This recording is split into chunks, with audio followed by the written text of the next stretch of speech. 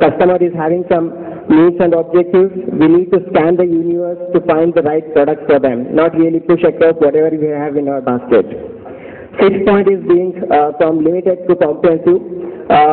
I'm sorry to be saying at this particular forum, but I think the personal finance world is much more beyond mutual funds and investments. The client requires insurance. We can always help him with the loans. We can help him with the cash flow management, people returning from abroad to India, going from India to abroad, n number of things client requires, wills and estate planning. I think the whole concept of being restricted ourselves to investments or one product in that is something the client would not appreciate. Although we might be having that as our offering, but we have to get beyond that. Seventh one, add up to financial planning. When I say financial planning, it's not really the product. The booklet, the 30-40 page colorful booklet. It's about following the process of financial planning. Even that might be a small goal, like children's education planning or retirement planning. It's about following the process, coming out with a written and oral recommendation, and giving a logical explanation to whatever investments you are doing. Instead of just saying, okay, you have 5,000 to invest today, on a monthly basis you start a SIP, or you have 5 lakhs to invest today, let's do a lump sum investment somewhere. There has to be a logic, and this is not what is good for the client, what is good for you. Even the regulators are saying the same thing. When we get on to doing the data analysis, we get on to doing the risk profiling before coming to the ultimate recommendation. 8 and 9 point, move away from manual people to being technology and process oriented. I think technology will be a game changer, and efficiency is the name of the game going forward. And 2-3 years back, we didn't have really many technologies in place, but right now there are many softwares, many platforms which are emerging, and that is a very good thing for all of us. I think we need to move away from being heavily people dependent, or even ourselves being greatly involved, to being process and technology oriented. And last thing, move away from commissions to fees, not just for increasing the your income, but also I think charging fees to your clients removes to a great extent conflict of interest. And when I'm saying the 9 points, it means that you are putting in more effort for each of your clients. When you are putting more effort, you need to be compensated for that. And when you're compensated, you really think on behalf of your client. So these 10 points, if you can take away from these 5 minutes, I think it will be great to reframe your mindset and move forward. Thank you. Hansi, tell us, you've been in Australia, you've been in Singapore, you've had exposure to entire Asia Pacific in your assignment with Mercer. What do advisors do in tough situations overseas? Thank you. Thank you, Prem. I'll take a couple of minutes to just explain why I'm here. As Prem said, everyone knows Uma, everyone knows Hiren, people know Sadik. I moved to Australia about 20 years ago as a 21-year-old and started my career as an IFA. So I've been in these markets now for 20 odd years. In those 20 years, I started at IFA. I then became a researcher, so I trained researching mutual funds pretty much my whole life. I also went and started doing a course, a postgraduate diploma in applied finance and investments, because I had actually only got a correspondence BA literature and economics degree from Delhi before I left. So when I went to Australia, that degree obviously wasn't worth much. So I said, okay, fine, let me go and do this postgraduate diploma. And the concept was fantastic. It was basically, they gave you a basic textbook on the basics of whether it's economics or markets or... Should I be speaking up? So, okay. So the textbook stuff was fantastic, but in the evenings, people from the industry would come and share their practical experience, which I thought was fantastic. So you had the textbook stuff, the science of investing, and then you had practitioners coming and sharing practical experience, which was the art of investing. I loved it so much that for the next 15 odd years, I would go back every semester and teach. So I've also been teaching for the last 15 odd years. And now, Hubbis, for those of you who don't know, is an online education company. So we're about to go and launch our advisor training and also then eventually investor training. Now, I'll share some experience in terms of how Australia especially was 20 years ago, and how it sort of helped the industry and where it is now. 20 years ago when I started, in some respects it was very similar to India in that there were multiple regulators for mutual funds and insurance. There were retail funds with upfront loads of 5% and fees of 2.5% or so. Just around the time, 1993, they had made superannuation compulsory. So 3% of your salary went into the superannuation system. And after that, the advising community was able to help them in where to go. And that went from 3% to 6% to now 9%. So 9% of salary has to be saved. I think that's no different to where India is in that we save, now 25%, it used to be 30% of our GDP. So we are saving. So that problem is not there. What they did was they had insurance and investments combined, ULIPs, which is kind of what we have today, but they separated the two. So insurance became just term, life, general, health, everything was insurance, was about protection, and mutual funds became the investment vehicle. But if you were touching a financial product, if you were talking about a financial product, you were regulated by the same entity. So you had to get a financial services license that covered both. Also over time, the retail funds became disintermediated through platforms. So the idea was you go into one administration platform, you pay your entry load and advise once, and after that the investments went to wholesale funds. So then if you switched from fund A to B to C, you didn't have to pay upfront loads again. I think that's completely changed the industry because advisors were able to charge the fee in the product. So they were getting commission from the platform rather than from the retail fund. So they were now indifferent to whether the fund or the investment was going to fund A to B to C, which I think has not happened in India, but people are talking about platforms and MS utility that may well happen. So those are things that I think that Australia was different, and I think there are some things that we're moving towards. On the reframing question, I'd say three things. I have suggestions, I wouldn't say recommendations, suggestions for reframing, one for the mutual funds, one for advisors, and one for investors. The thing that I noticed when I first started advising is that people like stable unit prices. So the reason people were, even in Australia, attracted to FDs, fixed term deposits, and not going to mutual funds is because the unit prices were quite volatile. So I was taught to ease them into the market by giving them the most conservative funds. What used to be mortgage funds and then became conservative capital stable funds, we call them, which was basically 70 to 80% bonds and 20% equities. And once they got used to market exposure, we then changed their risk profile over time in line with their age. I think my advice to mutual funds would be that there should be products like that actually have a combination of asset classes with diversification built in, so that equities, bonds, gold, international assets, alternatives, real estate, whatever you can find should be in that one mutual fund so the unit price becomes stable so your people don't panic as much. My second reframing would be to the IFAs. I started by going and learning, getting a graduate diploma, and not one, I then got another one. I'm also a chartered financial analyst. So education was key for credibility. So when I got up after that, for the next 20 years, I could say, you know what, everything that I'm talking to you about, I have actually studied and experienced firsthand. And that's kind of then you can focus on the value chain. If there are three players, there's mutual funds doing the funds management. You are the last mile to the customer. And if mutual funds can't do that, they can't go to people's homes, you are the last mile. So the question we need to focus on, what can you add value in? Is it stock selection? I think the fund managers do that better. Is it asset allocation? I put it to you that maybe it's not that. That asset allocation is something you can do, but not necessarily always better than the fund manager, which is again back to why does the AMC not go and put up diversified sort of portfolios where they can actually manage asset allocation better, because they're looking at it every day.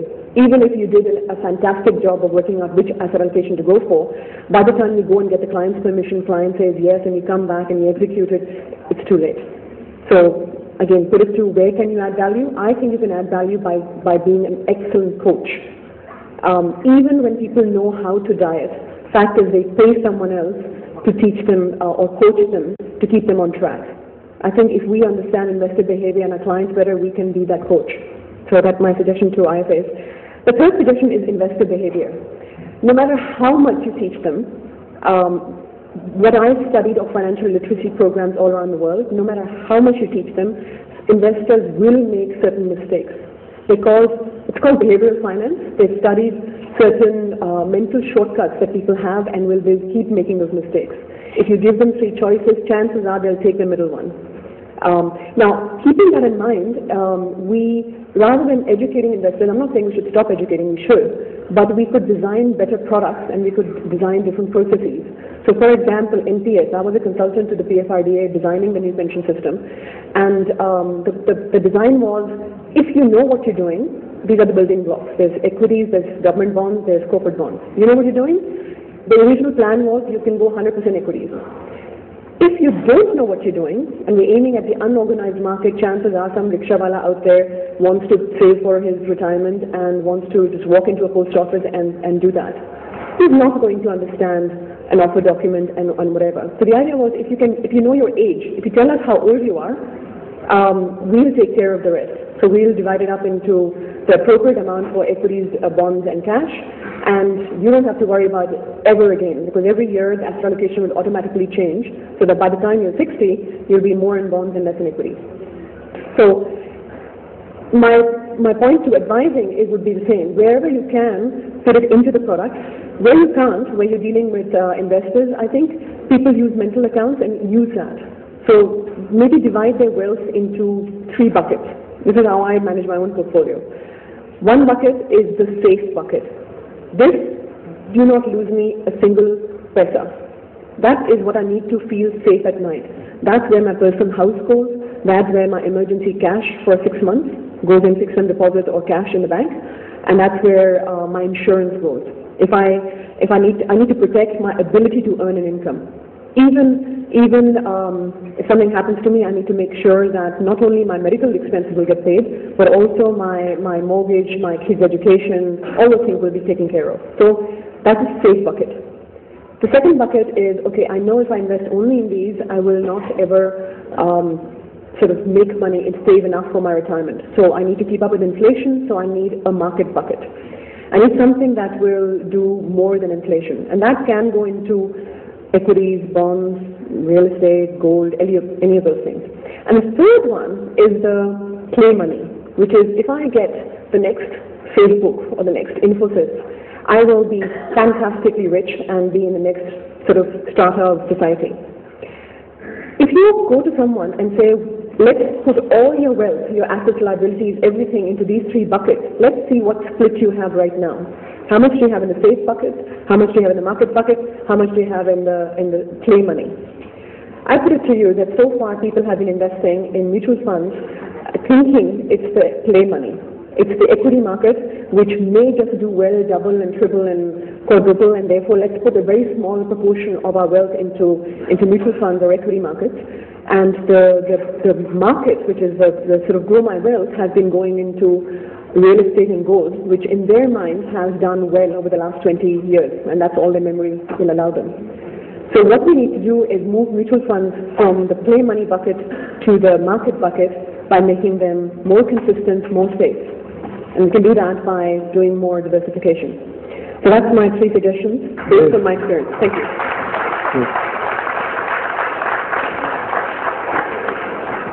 Great.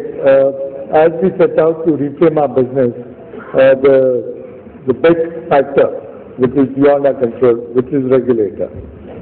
Dhiren, given the fact that regulators consult you, I know that, and what would be your projection for the next few months to these advisors?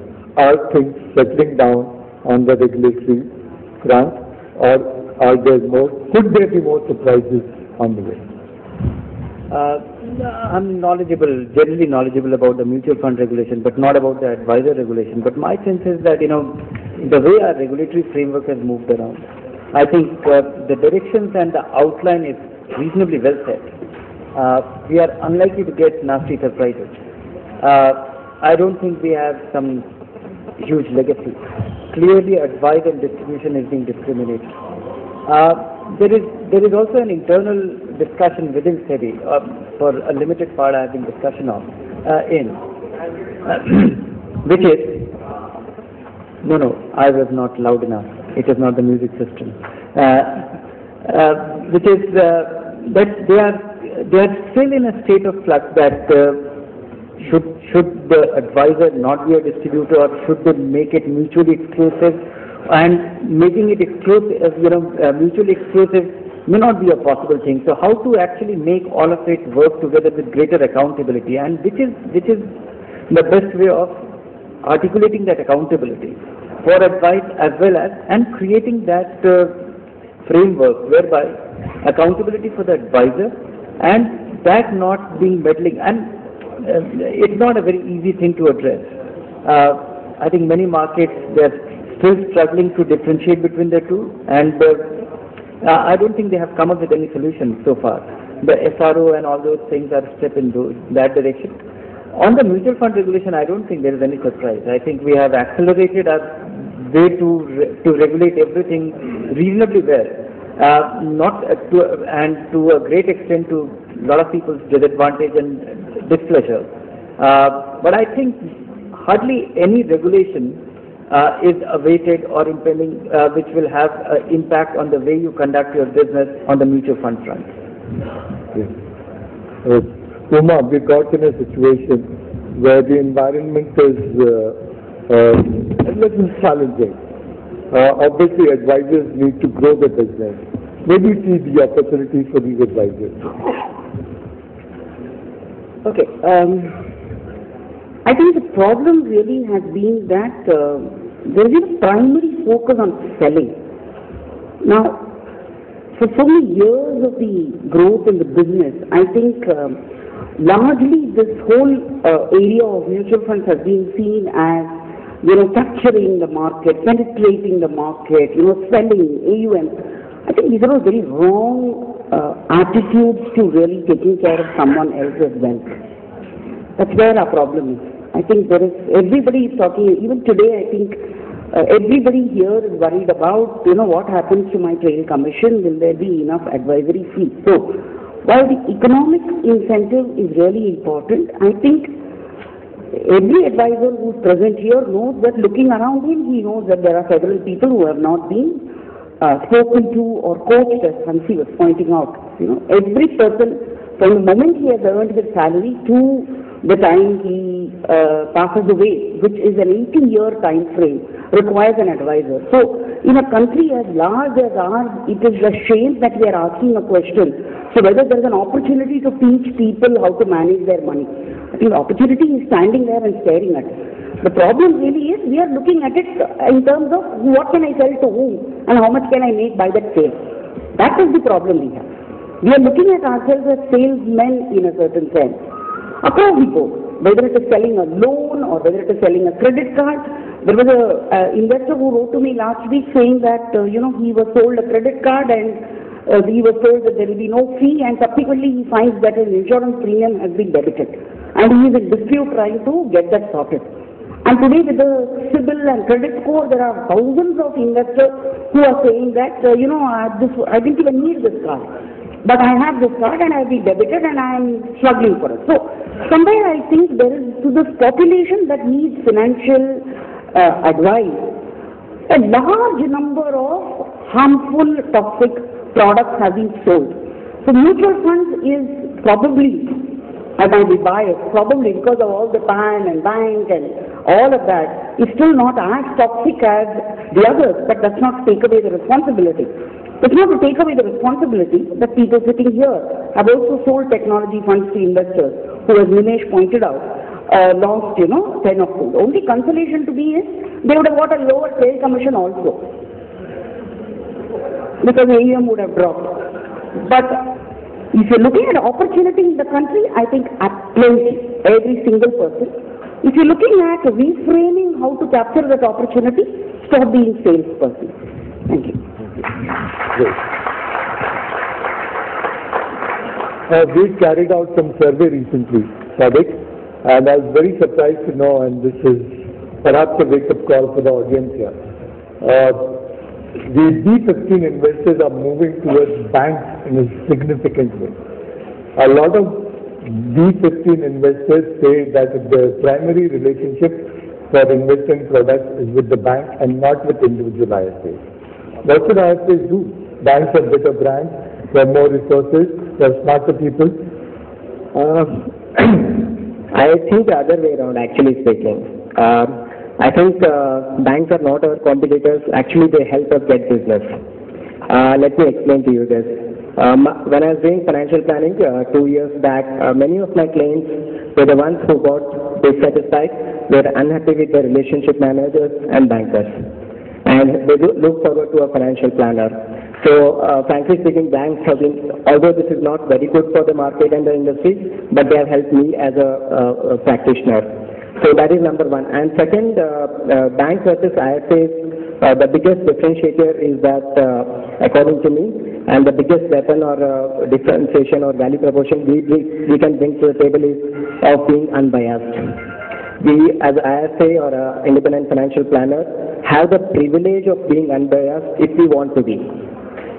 Whereas unlike the relationship manager who are bound by their targets, who are bound by their bosses, who are